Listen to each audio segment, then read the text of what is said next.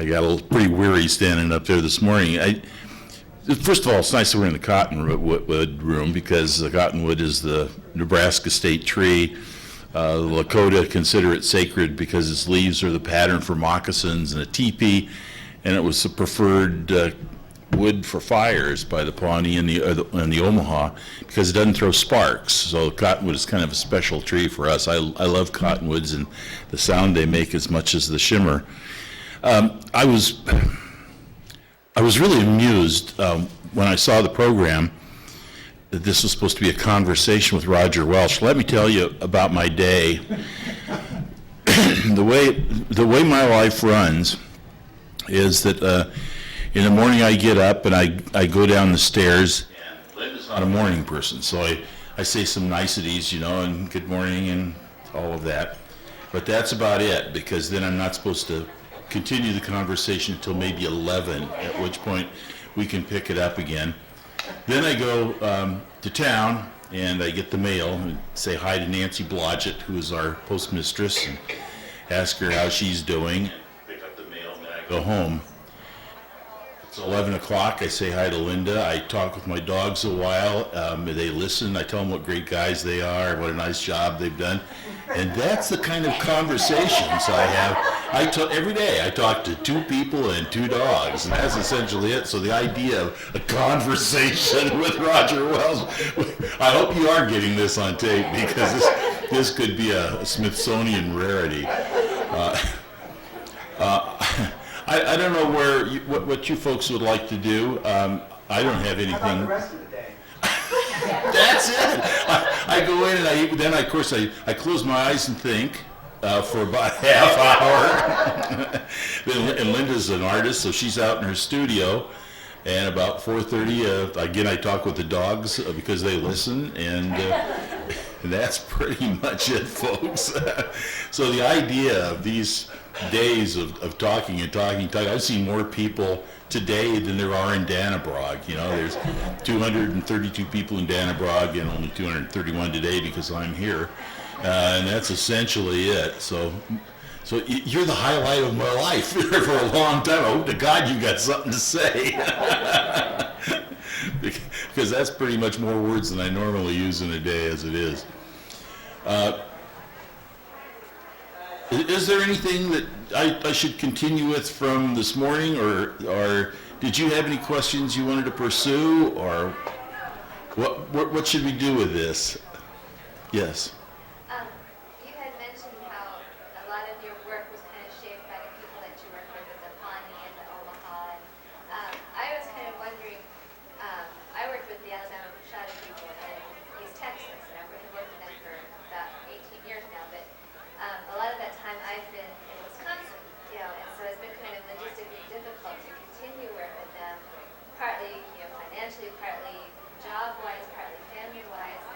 So I was wondering, how do people balance all of those things in terms of all these other commitments, as well as the commitments to working with Native groups, and like you said, the ties that kind of create with those people, and that keep drawing them back.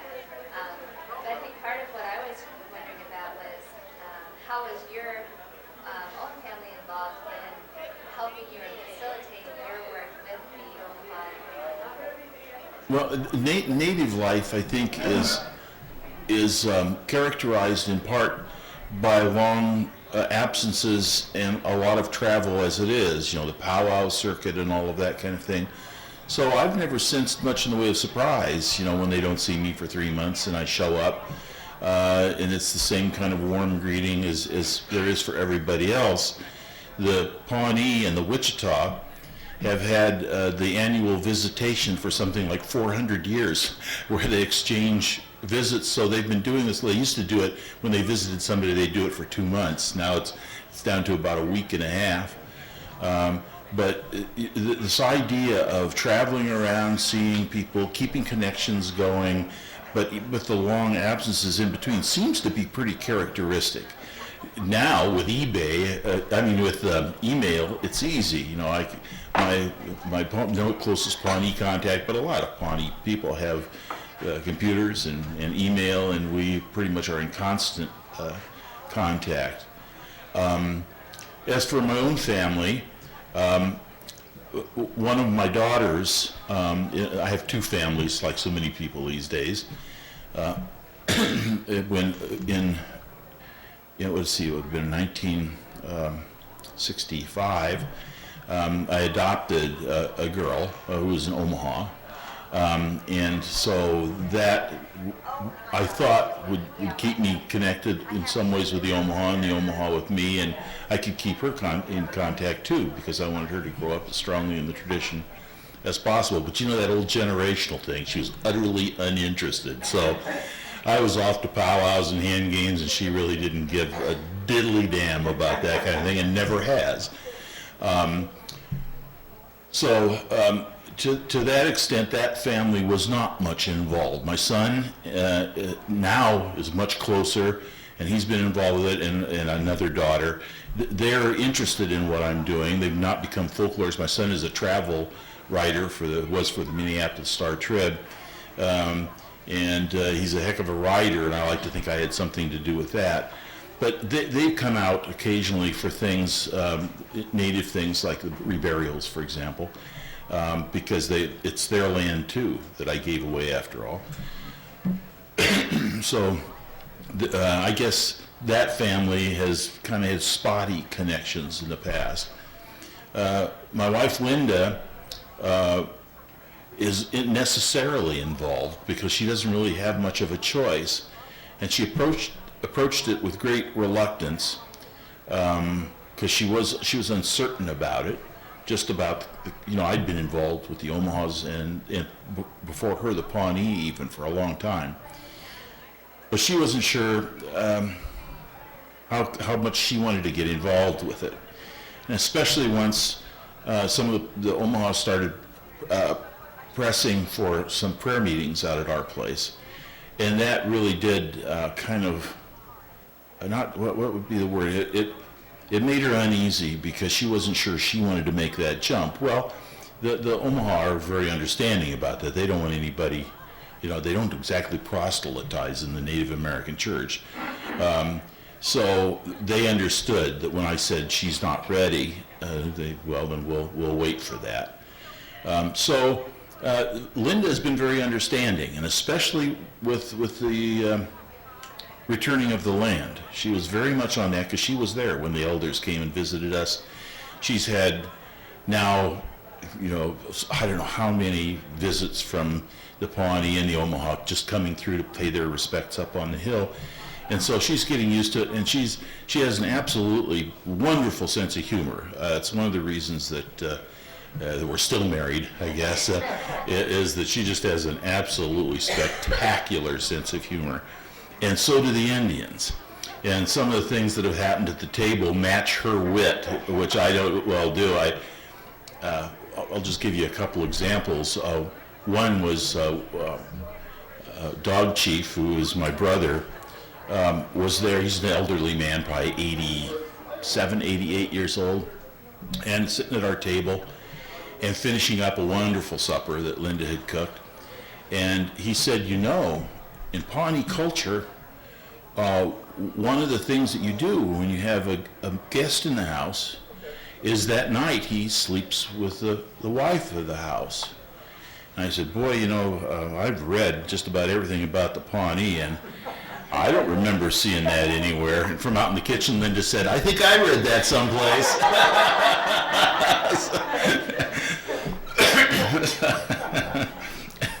And I think the very first meal she served with the Pawnee, the first contingent, the first time they came out and looked at the place in terms of reburial,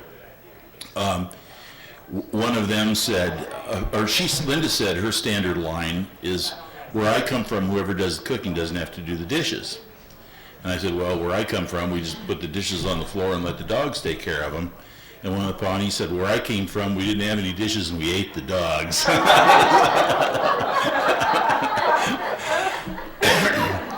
So the family involvement now is pretty strong, necessarily. They just didn't have much of a choice. And as I said this morning, neither did I. So there wasn't much I could do. I didn't I'm often asked, did I consult with my children before I gave away the farm? No, because it's none of their business, for one thing. I've never inherited anything, so I don't feel I owe my children anything. They're doing fine on their own. And when people say, what did you leave? What are you going to leave them? I said, a better world. Well, it's kind of glib, but it really is true. And I just don't feel that I owe my children anything. And once they heard what we were doing, they were very strongly in favor of it. So I think it's worked out well. Could I ask you about the German-Russian part of your life? And you mentioned you have an auntie who said something in German. So is German still spoken as a native speech where you came from? No. We spoke German in our home until I was about 4, which was in 1940, and I'm not sure why. Suddenly German was out of favor about that time. But a lot of the food we had changed names, for example, and German was definitely not spoken at home. And we moved out of the German community in Lincoln, which was called the German Bottoms, and moved up into town. Because for one thing, with a name like Welsh, we could pass, and there was no longer a problem with being German. And so instead, these were German colonists who went to settle in along the Volga Valley and on the north side of the Black Sea under Catherine the Great, and then they came over to Nebraska to work sugar beets in the very late 19th century and early 20th, which is what my grandparents did, in part to escape the military, which is what my grandfathers did. So what a little ploy that everybody used during the war was, well, we're Germans, but we're Germans from Russia. And since they're our good allies and friends, well, that turned out to be a mistake too. out of the frying pan and into the fire. I did my early work when I had spent some time at IU and that kind of thing, and when I was at the University of Nebraska, I worked with the German Russians there. There's no longer any German spoken there at all. It's just not even in church services, which of course is normally where it would persist. Of course, that's true in Dannebrog too. Danish is now gone there. There's not even a Danish church service at Christmas, which was always the tradition. That's gone too. So, which is curious because I love being in the Dannebrog Tavern and hearing the old timers complain about how sad it is that the Danish language has been lost. Pause 5 or 10 minutes, and why won't those damn Mexicans in Grand Island learn to speak English? You know, it's just moving too fast for me to keep up at this age. So what was the faith tradition of the German Russians? Were they radical Protestants? They were Lutherans, and then to the west of us, in the town of Henderson, they were all Mennonites. Okay. And down around, and even further west, south of Dannebrog, they were Mennonites too. So did they all come from Russia? Yes. Okay, so it was just one large mass immigration. The Union, like my dad likes to say, a lot of people's relatives came over here on the Mayflower, ours came over on the Burlington, which was essentially the way they were hired was through the railroads, who were hauling workers and sugar beets out to the western part of the state. They were migrant laborers. They worked in the rail yards and factories in Lincoln during the winter, but then they had large trains hauling in boxcars full of German Russians to work the sugar beets. So there was a labor jobber that took care of all That's right. So contracted with Russian sources and so forth. That's right. Yeah. Yeah, there was. I was with a woman named Ruth Amon, who was very active in the American, the American Historical Society for Germans from Russia. And she was very instrumental in doing that because it was her father who was the jobber. He ran the grocery store there, and he was the one who brought people. What he would usually do is loan the male enough money to come over, work him a summer until he worked up enough money then to bring the wife over, if he decided to bring the wife over. There were some times when the wives were abandoned. But, you know, this was like legendary from my youth, H.J. Amon. And I was sitting in her front room one time, and this old guy in house slippers went through the room. She said, "Have you ever met my father, H.J. Eamon?" It was like, have you ever met Jesus? Here he is just now. He's going in to grab a snack from the kitchen. Wow, this is H.J. Eamon. I thought he'd been dead for 50 years. And so I talked with him, and he said, "What were your grandparents' names?" And I told him. He said, "Just a minute." And he went and got out the ledger and showed me where he'd sent the money to Russia for my grandfather to come over, how he'd earned enough money to pay back the loan and then borrow money to bring over my grandmother. And he was notoriously cheap. I mean, he just was, he wouldn't I was teaching at Nebraska Wesleyan, and they asked him to make a donation, and I think he did, something like $5, which about broke him. But on this occasion, when he'd done this, and I was just so moved, he said, "I'll tell you what, I'll give you back the money that your grandparents gave me for bringing them over." Wow, I thought that was pretty neat. So he shuffled off again pretty soon. He came back with a great big pre-revolution 1,000 ruble note. So he did indeed give me the, now it's a family treasure, as you can imagine. Well, Roger, I wondered if you would speak to the postcard from Nebraska episode in your life with working with Charles Corral. A couple of questions, like how did you choose the topics? What were some of your favorites? Corral gave me absolute freedom to choose whatever topics I wanted. The producer, who was E.S. Lamoureux, did make choices and say, no, not this one. And he was always right, because you can't, some things you really couldn't do for a postcard, like the largest ball of twine or something like that. He insisted that there be a story, that there had to be some action, that it not be something like, one of the suggestions I made was, I'd like to do a story on parking in Dannebrog, because you're liable to come up there and there'll be like a windmill tower on a truck occupying the entire one side of the street while the guys are in there drinking beer in the tavern, and pickup trucks just kind of parked at random. There's only one lane mark or parking stall lines drawn in the entire town, insofar as much of a town, and that's right in front of the post office where they're required to paint lines.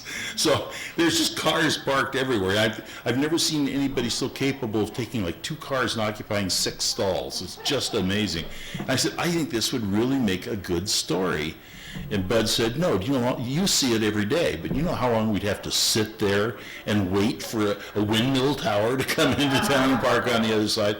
So he made the decisions about what we were going to shoot. But there again, I had enormous latitude, and I would have a lot of stories worked up. But see, this is how I got to know Kuralt in large part, was that I had a file, the Kuralt file, and anytime anything came along of interest in any of the states around me, actually, he was on the road, he would stop by and we'd sit down and go through the file, and he would get a lot of his stories for on the road, and I'd get a free supper out of it, which was worth it for me, and not to mention the chance to spend some time with him.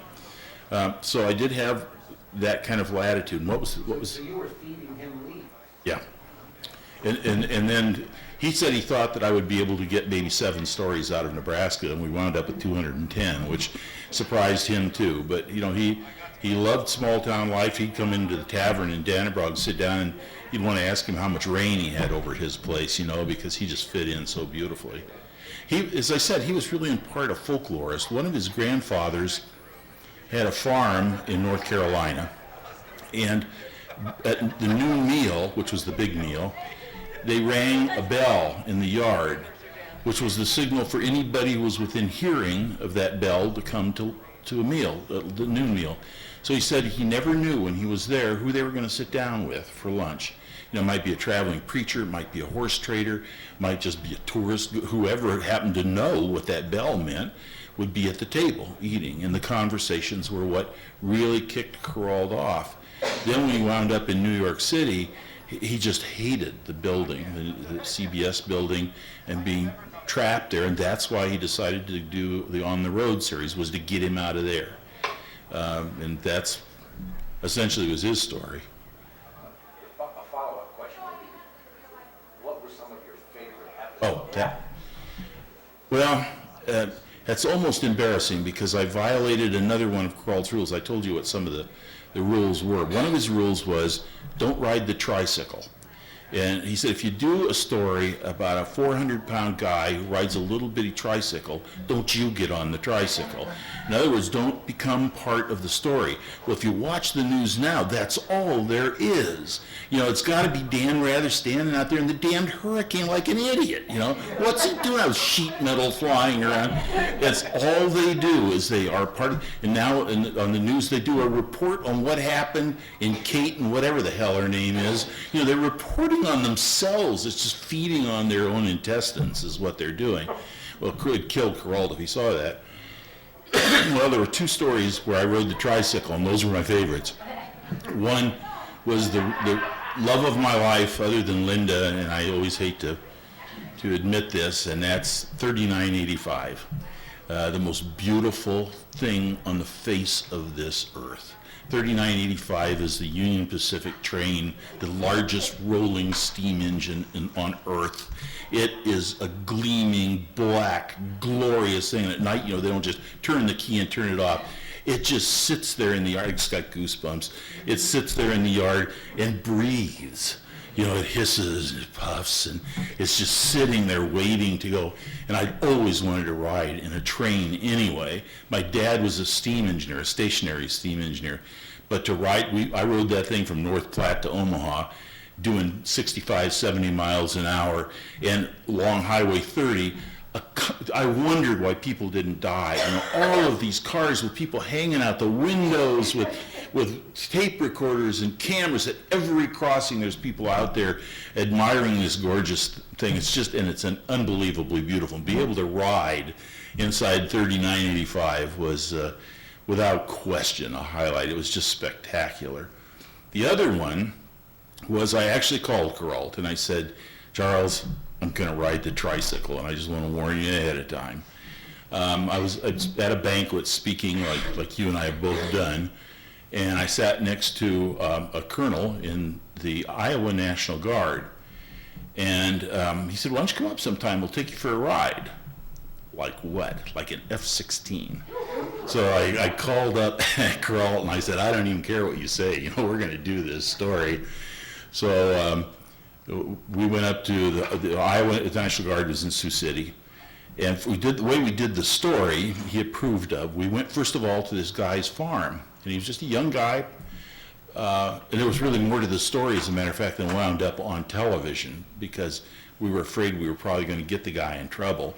And we did a story on him being a farmer.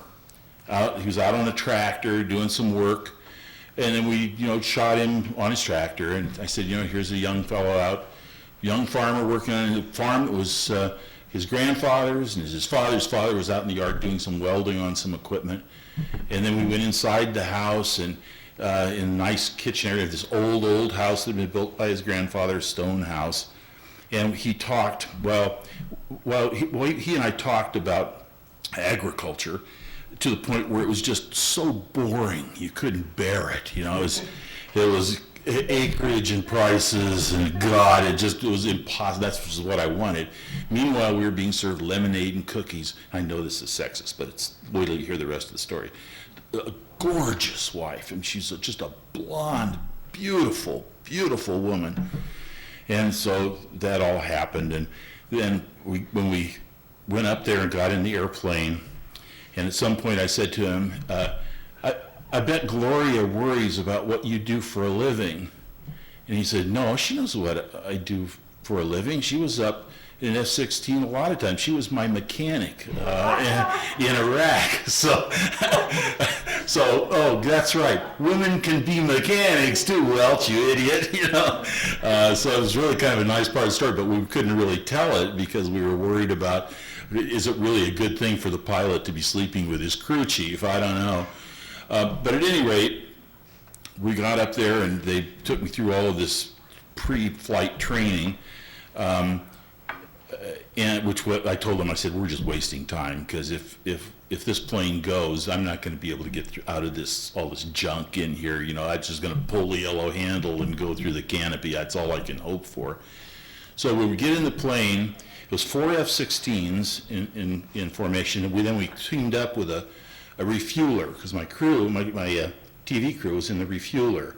And, you know, they've got the bubbles out and back with the flyable boom, so they could get pictures of us just feet away, literally from, my cameraman was from me to Barre, tucked up underneath this refueler, and my cameraman Izzy, who had been Carl's best friend too, was down in the pod taking a picture of us nosing up there and getting refueled. So we're in the F-16s sitting on the runway, two of them taking off at a time. And he said, "Is there anything you want to do special while we've got this bird in the air?" And I said, "I hear they'll go straight up." And he says, "Oh, they'll go straight up." So we took off, and he gave it this, and right off the end of the runway, he stood it on its tail, and we went straight up about 2 miles, and then he leveled off upside down. And we had what's called a lipstick camera mounted on the panel, control panel, in front of me, so that it was facing back, and you could see the look on my face through the mask, but you could also see, you know, the ground underneath us, and there's the runway, you know, then there's the airport, and then there's Sioux City, and then there's Nebraska, and then there's the world fading away. So that was probably my favorite, and the best picture was me at the end with my empty plastic bag. I was very proud of myself, that we'd made it. Another follow-up, have you ever considered compiling these various postcards into some sort of feature-length thing? Well, 210 of them would take a lot of hours, and we thought about doing this, or I did at least, and Bud Lamoureux, the producer, did some pilots for a new show, taking the old postcards, which really stood up pretty well, and doing new intros, new segues, and a new conclusion, and updates on information and so forth. And he went to RFD-TV, which was a Nebraska-based rural sort of television network. He handed them the proposal, and they said, "Well, we'll think about it." Well, they did think about it. What they did was scoot to CBS and buy the pieces out from under Bud. And so it's re-airing now on RFD-TV, and they're just throwing them on with absolutely nothing. So I'm now constantly getting calls saying, you know, "What about that place you went to?" "Well, that guy's been dead forever." You know, he's been dead for 20 years. Those are old pictures, and they're just running them as they are. So. Is that like Nebraska Public Television? No, RFD-TV is national network, and it's mostly rural stuff. Gets a heck of an audience from rural crowds, but so we kind of lost our chance. I don't think you get it in New Jersey. Oh, I'll bet you do. You think so? Yep. Yeah, it's going to be satellite or cable. Yes. Hi, I so appreciated your talk this morning, and I wanted to thank you for that. In listening to you speaking about the wannabe perspective, I work with Indians in India, and it resonated with me. But there's sort of an extra layer when I'm in India that they venerate Western culture and aspire to be Western very often and in many different ways. Have you ever encountered mutual wannabism? and what is your take on that? Yeah, I think so. You know, I've never, the people I tend to be with in Indian groups, though, tend to be the rather traditional elders. Yeah. And the youngsters, if they're going to do anything else, they're going to get the hell out of there and go someplace else, because there's not much of a future on the reservation. So I don't really run into a lot of them, except that they're much better anthropologists than most white people are. I hate to get into the racism here, but that's the truth. And so that most of the Indians who are trying to move out of the reservation tend to be very successful as it is, because they're good at reading us, because they got to do it all the time, whereas we're not that good at reading them because the encounters are so rare.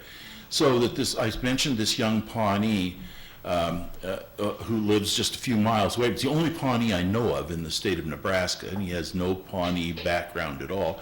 And he's in computer programming and computer design and that sort of thing.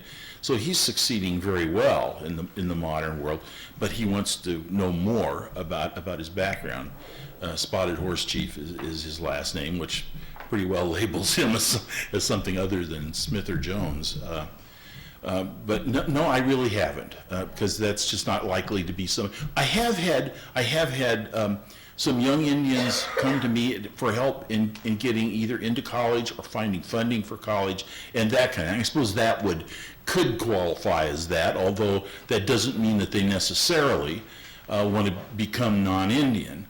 There was a young guy named Kelvin Ironshell, this was a long time ago, in about 70, who showed up in my office when I was teaching at Nebraska Wesleyan, and I'd heard his name before because he was nothing but trouble. And he was a fighter. He was a boxer, but then he was also just a bar fighter.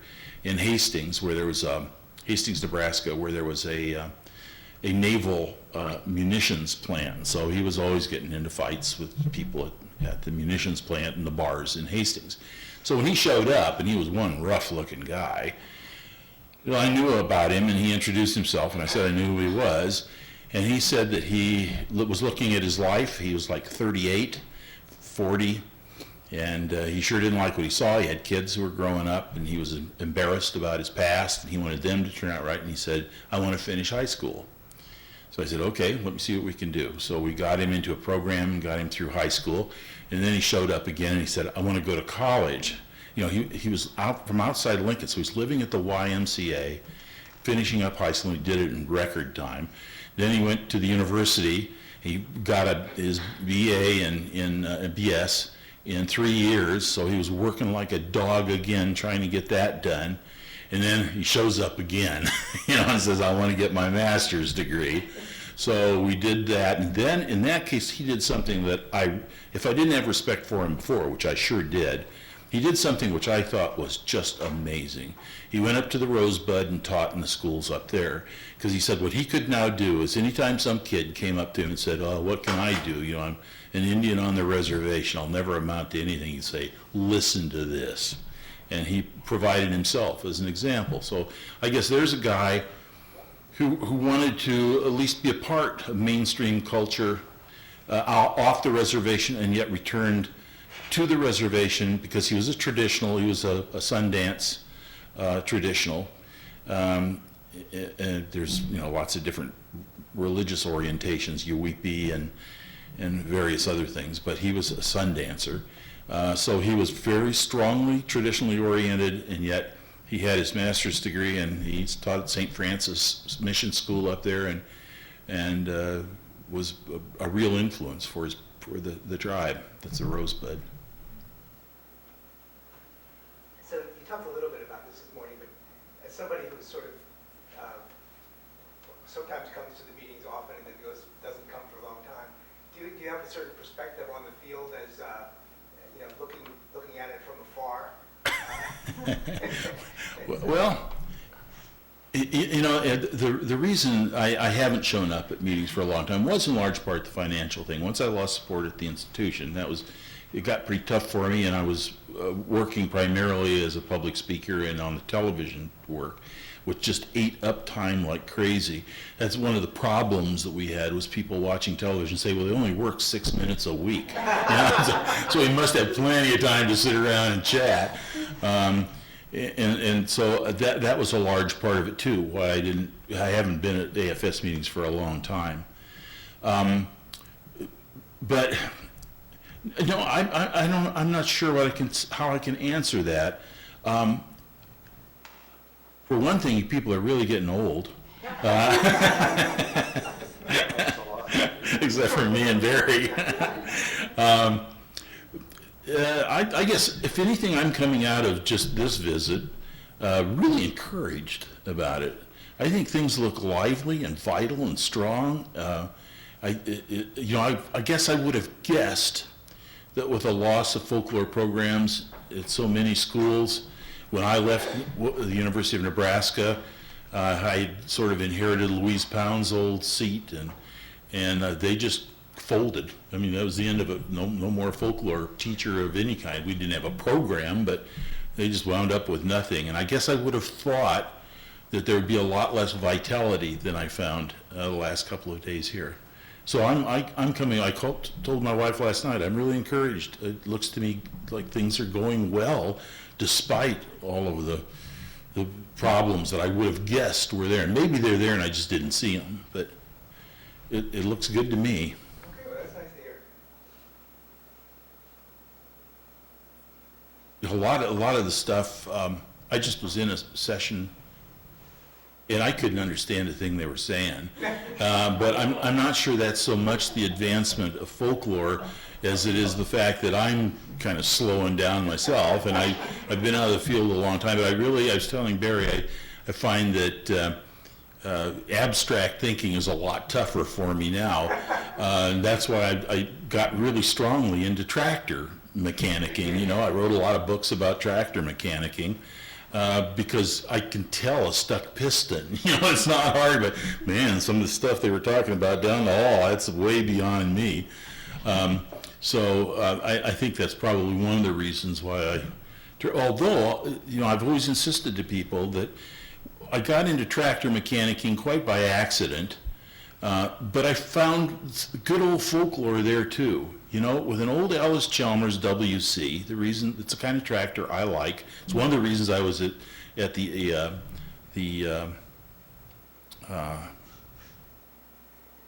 what was the last meeting that you and I were at together? West Ellis.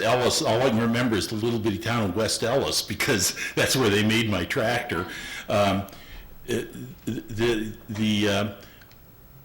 of the things that impressed me is that with these old tractors that I work on, there are 4 wires, one to each spark plug. It's the sum total of the wiring harness on an Ellis Chalmers WC is 4 wires.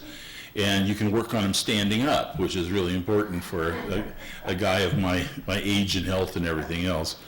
But the more I looked at these tractors, they're all from about 1934 until early 1940s. There isn't really much available in the way of sophisticated or technological information, because they weren't really very technological pieces of machinery, except they were miraculous as far as I'm concerned. I mean, if a tractor that was born the same year I was, can you imagine how many times the pistons have gone up and down in that thing? It's like a heart, you know, how often has your heart beat in your lifetime?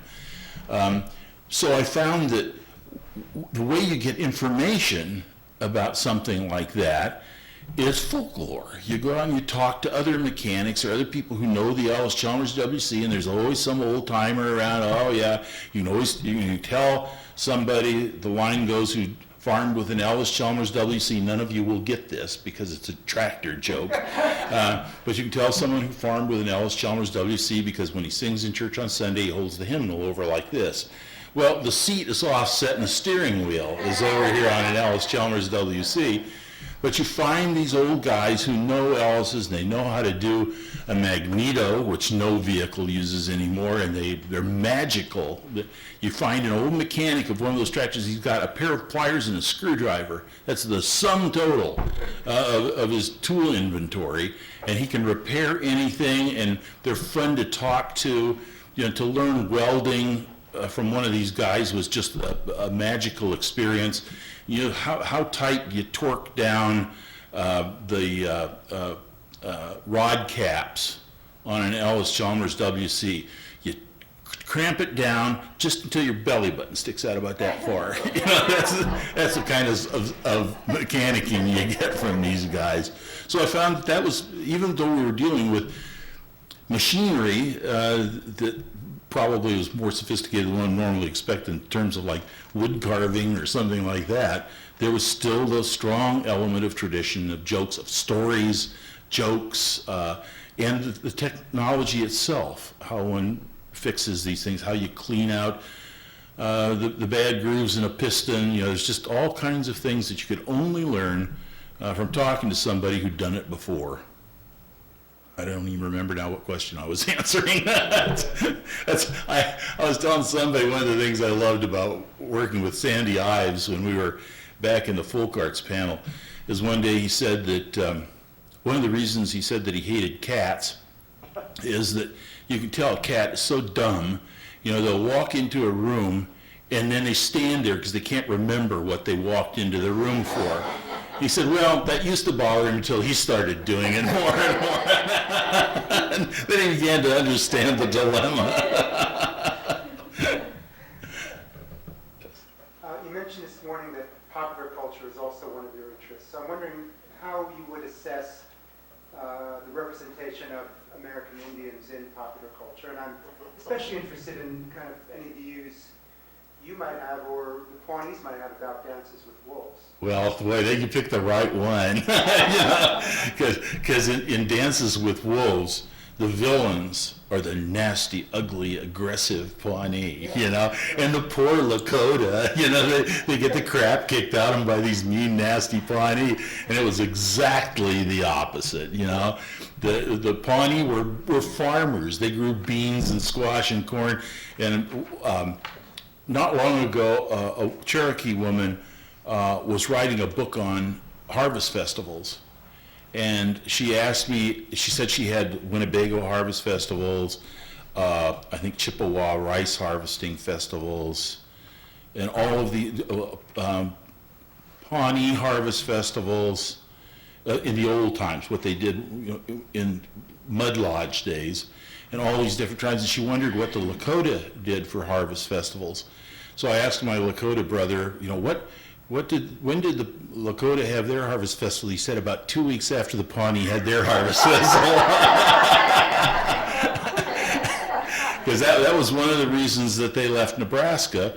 The Pawnee missions were run primarily by Quakers, which was the dumbest conceivable thing they could have done, like the government always does. And so the Quakers came in and said, well, let's just get rid of these nasty guns and let's talk with the Lakota. You know, they're reasonable people. Well, they just opened them up to incessant raiding and killing, and so they don't like that movie very awfully much. Not to mention that it's really kind of nasty because the Pawnee means wolf. You know, so the movie really should have been about them rather than the Lakota. Their sign still for Pawnee is the 2 ears of a wolf coming forward. Yeah, so I mean, have things gotten better since it's 20 years since Dances with Wolves? How would you characterize the way American Indians are represented on movies or TV? Well, I'm not sure that I've seen much of that. I don't think I could really comment, but you know, there's the understanding that they're going to be screwed over one way or the other, you know, and it's always laughable to them. And Mick, this guy I talked about, who's the bricklayer and a friend of mine who has been sucked into all of this along with me, and I call him Mick, my faithful white companion named Prado. They love, but really, you know, it has improved that much, except now that they're using, instead of you know, playing, you know, they actually have Indians. The Omaha are in really desperate condition right now. They're at the edge of bankruptcy. They're being sued millions of dollars for a lot of construction they had done before everything fell apart. And I was telling, I guess, Barry, that one of the things that right now that's strong on the Omaha reservation is Joe Chamberlain, the pitcher for the Yankees. You know, he's only pitched like for about 6 outs, but that's enough to really bring a lot home to the Omaha, that there's somebody out there still who's doing the job to make the Omaha look good. Well, I'll embarrass you, but I've always liked everything you do. Oh, you'd be surprised. Everything you do that I see. There may be a lot of things I do. Everything you do that I see or read. Oh, okay. My favorite postcard was, and in general, the way you did folklore there by making people realize the mundane could be so central and interesting. Like the one you did about the importance of a kitchen and Yep. people sitting around the kitchen table. But I was off of his question about popular culture. Have you seen, is it Smoke Signals, the movie, and Sherman, I think the writer is Philip Alexie. Yeah, And I was curious what you thought of that. I haven't seen it, but it's been mentioned to me that I should. Yeah. You know, I think the last, I'm not a real movie person. Yeah, I'm hard of hearing, which really makes it very difficult, and especially on television to watch things. I saw Cheyenne Autumn, which was just hilarious. Yeah, I'd like to put together an Indian film festival. Is what I would like to do, with blazing saddles, with all the Indians speaking Yiddish, you know, and shows like that. Or Wagons East. There's another good one. It just in line with other films, I was, if I remember right, the Little Big Man depicted Pawnees very negatively. And it was because the Pawnee in that film, and somebody can correct me, the Pawnee in the film was represented as someone who was attempting to sweet talk our hero into doing something as a kind of a negotiation, which he was not really prepared to make good on, so that he was a glib talker, and that the Pawnee were, in this film, if I remember right, they were characterized as glib talkers who would not make good on their negotiations. And those were not the man Dan Hidatsa with whom he wound up. Well, this was, what I thought it said, what I remember was Pawnee, and it was just a short, very brief scene, and this particular Pawnee got killed, you know, and so that was the end of that, but it was a short thing, but it stuck with me as, I didn't know whether this was a characterization that other tribes had, or what the deal was on that, but saw that film either of it. Some of the early reports were that the Pawnee were going to make great lawyers, which they have indeed done. You know, the whole Echohawk family, Sure, yeah. and Larry Echohawk is now, I think, the chair of the Bureau of Indian Affairs, as a matter of fact. So, but you don't know about that no, particular scene? I haven't. No. Okay, all right. And if I'd seen it, my memory is so bad I wouldn't remember it.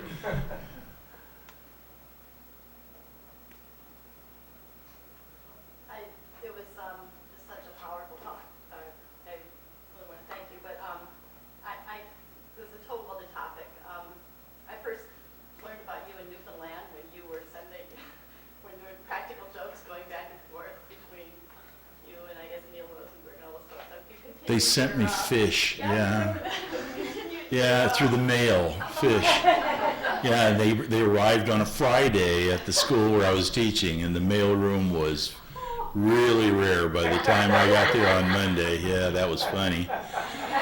But the best one was one night, like at 1 o'clock in the morning, I get a call, and I think it was Hufford and Neil Rosenberg, and I don't know who else was there, but they were really sloshed, and they'd been drinking Screech, which is a real Newfoundland treat.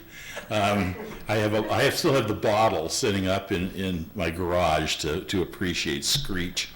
And they talked and talked, we talked, they passed the phone around, talked, and then at the end they were laughing, and they said, "Man, you just got stuck with a phone bill from Newfoundland. You know how much that's going to cost you?" I said, "You called me." Oh my God! You know, they slammed their phone down.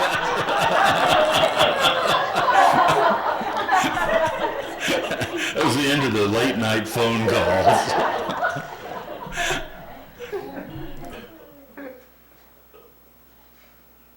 Yeah, you mentioned Louise Pound. Did you have any direct contact with her? No. She was gone, I think, before I came along. She may have been on campus when I was an undergraduate, but I wasn't bright enough to have anything to do with her.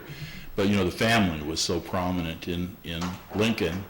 Rosco, of course, was a giant, and Louise was so incredible, you know, an athlete of remarkable capacity, bicycling champion, roller skating champion, running and jumping champion, and on one occasion, Rosco was at a bar on the main street of a men's club on O Street, which is the main street through Lincoln, and she had heard that there was going to be a raid, and so she went hot-footing down there to warn Rosco. Well, they'd already gotten the word, and they dived out, but she was in the bar then when the cops came, and that was the real scandal when she was I wanted her office so bad when I went to the university, but it had been converted to a ladies' bathroom, so they wouldn't let me sit in there. So, Who was Rosco?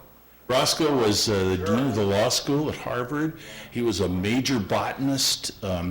He wrote the best book on Nebraska, Weeds, along with Alfred Kinsey, as a matter of fact. There's a combination for you. He was into weeds before he was into sex, which may explain something, I don't know. But Roscoe Pound, he was some kind of guy. Were they brother and sister? Yeah. Yeah. I didn't know anything about And there was Olivia, who was a sister, who was also a very prominent scholar. I don't know that much about her, but it was some family. Yeah. Since people are bringing up personal connections, I don't know if you remember, but I first met you years ago, about 84, 85 at a meeting where I was giving you a paper about Ben Botkin and the Federal Writers Project, and you were very encouraging and said, well, keep at it, and I have. Well, thank you. Good. I thank you. Yeah, Ben got to be something of a friend, and I really, I got to know, the way I worked my way through high school was shelving books in the Lincoln City Library. And I remember that long shelf of books by Ben Botkin, the Treasuries. And as a kid, boy, I just picked them all off and read them all. And it was, while, I know that it was held in real disdain, if not contempt, by an awful lot of folklorists, nonetheless, it was sure interesting stuff for a kid in high school. And it's one of the reasons why it got to excite me. That's one of the things that really got me started along that way. And I did visit him, Croton-on-Hudson, on one occasion, and then I went there to assess his library when it was up for sale for the University of Nebraska, and they wound up buying that library. But so Ben... They have his papers, too. Yes. So Ben Botkin was really kind of instrumental in me getting involved in folklore just because of his books sitting there on the shelf. I think you knew John Neihart, too, right? Yeah. I was just wondering if you thought he was a wannabe or a gotta be. Oh boy, wow. I suppose if I had to come down on one side or the other, I'd say gotta be, because he was really into that big time. And it was not just black elk. He was, he lived up at Bancroft, which is at the very edge of the Omaha Reservation. He was very much involved with the Omahas, too. My Omaha name is Danuga Gahi, which means big bull buffalo, and his was Danuga Jinga, which means little bull buffalo. And I think it's the head of hair that does it. But I think he was drawn to native culture long before black elk came along. So I'd say that there was probably a long history there with Neihart and native culture. Let me tie into this a little bit with my question. I'm wondering if what happened to you getting sucked into this wannabe world or whatever, can you think of any woman that ever happened to? Yes. Kay Young, who was a student at Western Kentucky, right? And did she come out and study with you too? Not with me, but she was in the Montana project. That was. Oh. But she was very much that way. In her case, it was through her interest in plants, which is one of the ways I got to tie up with her.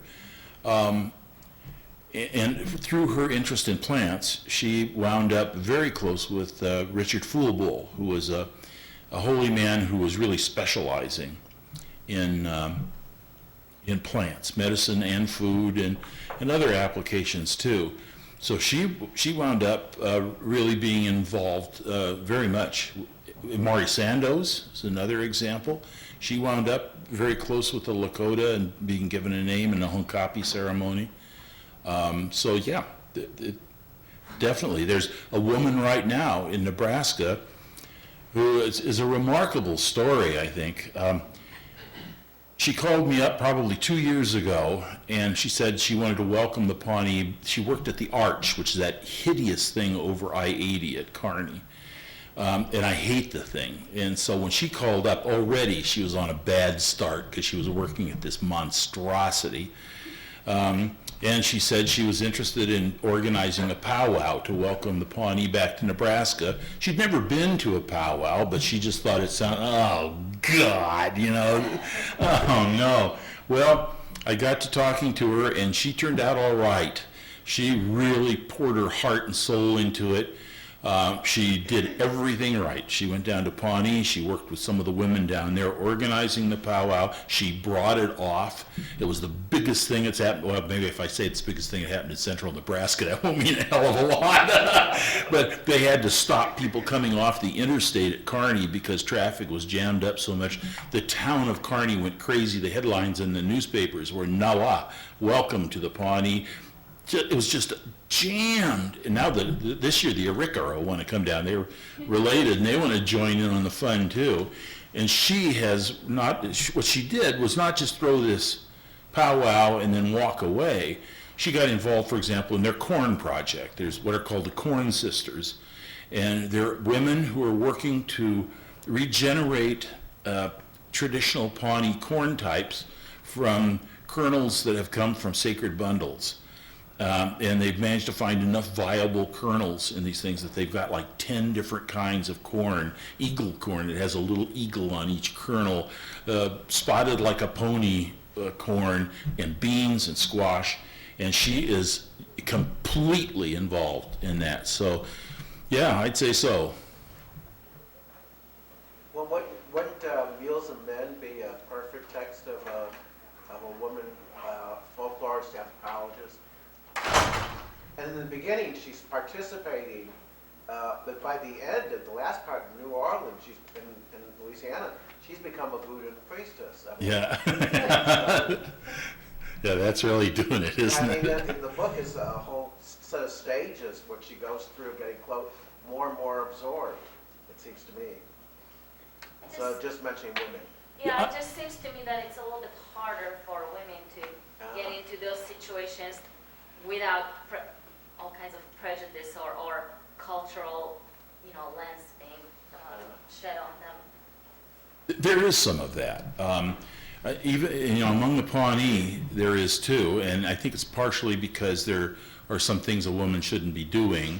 A woman who's having her period is not supposed to be in the teepee during a prayer meeting, and there's things like that which I suppose could wind up causing problems.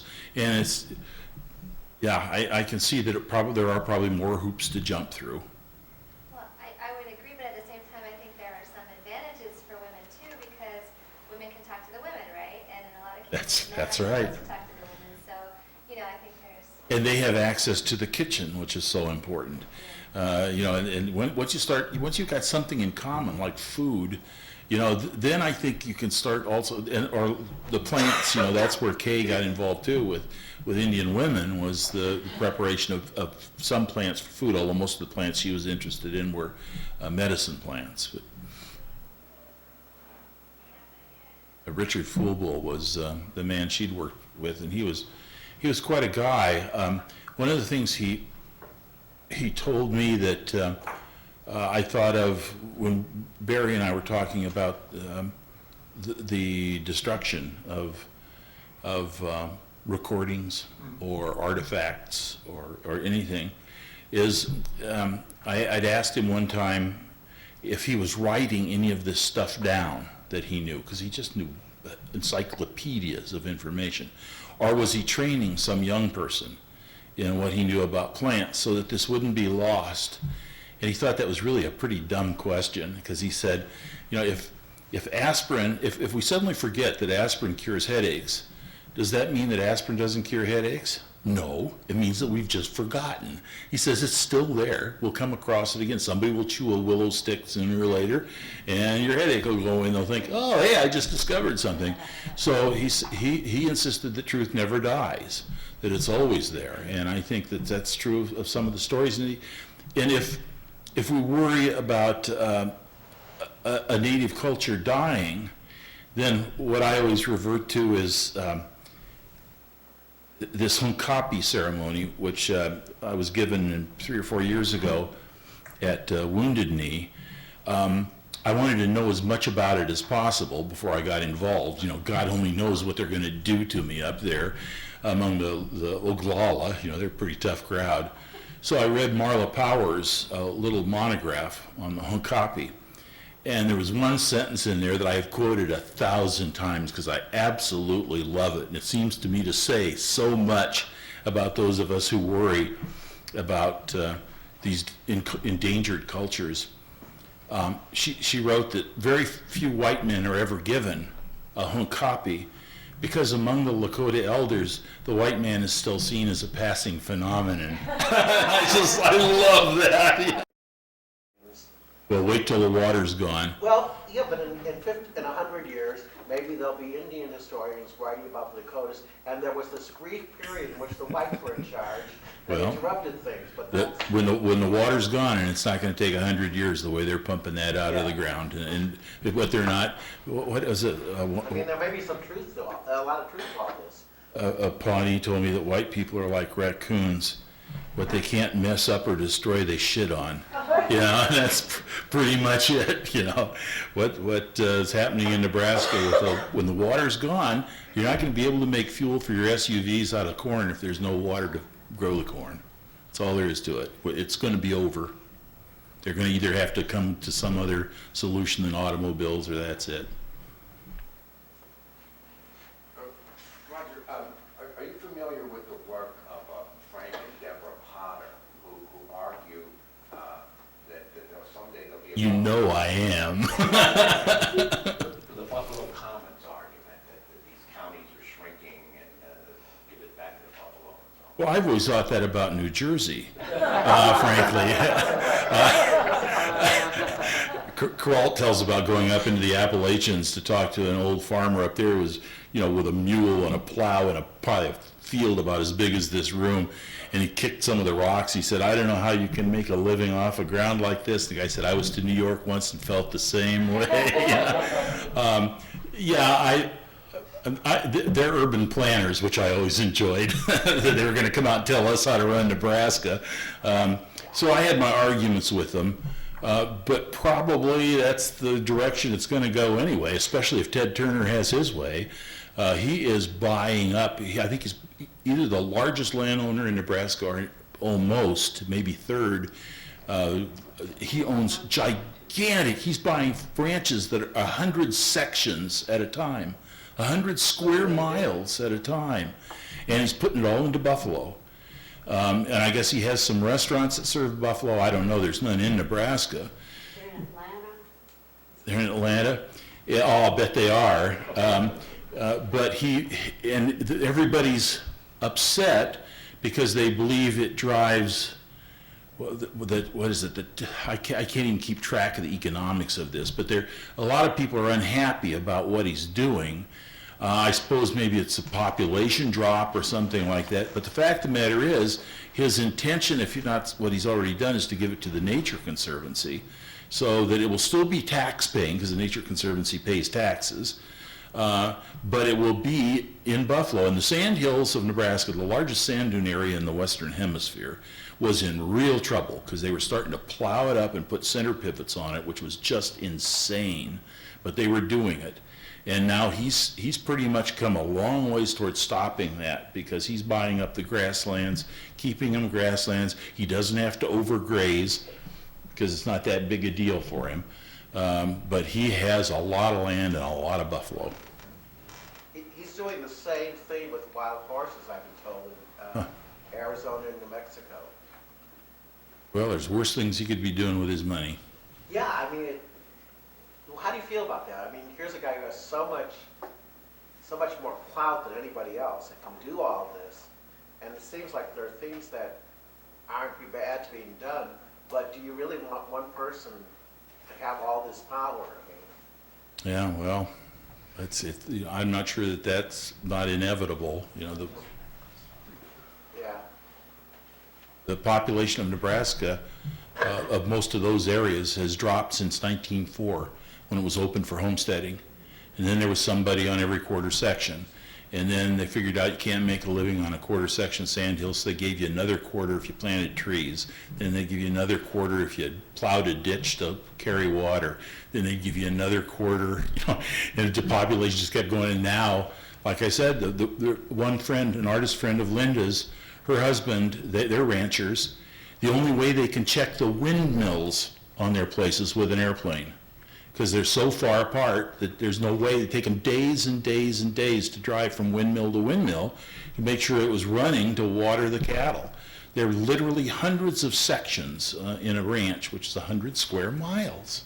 It's incredible. I love flying over the sandhills at night because it's black.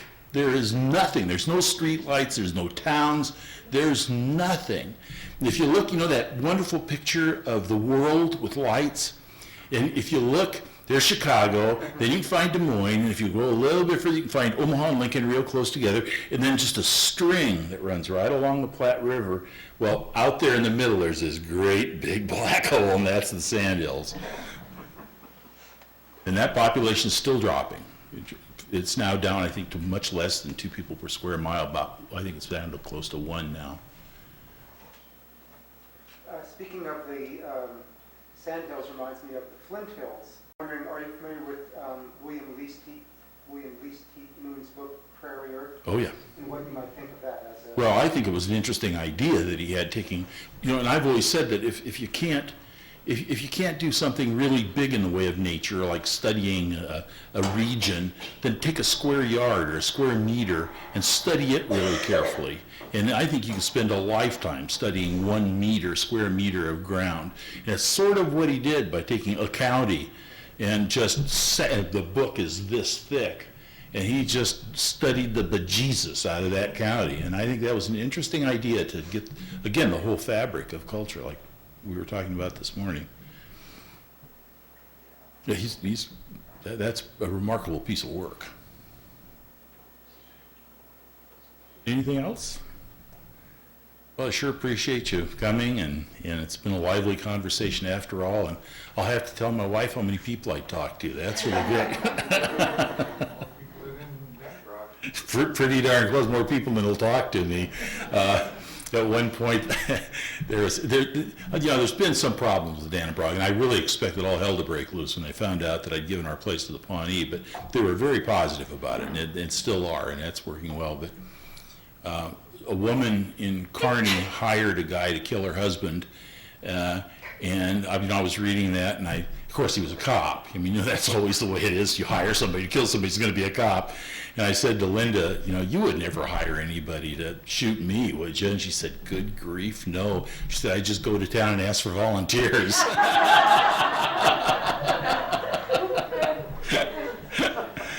Thank you very much, folks.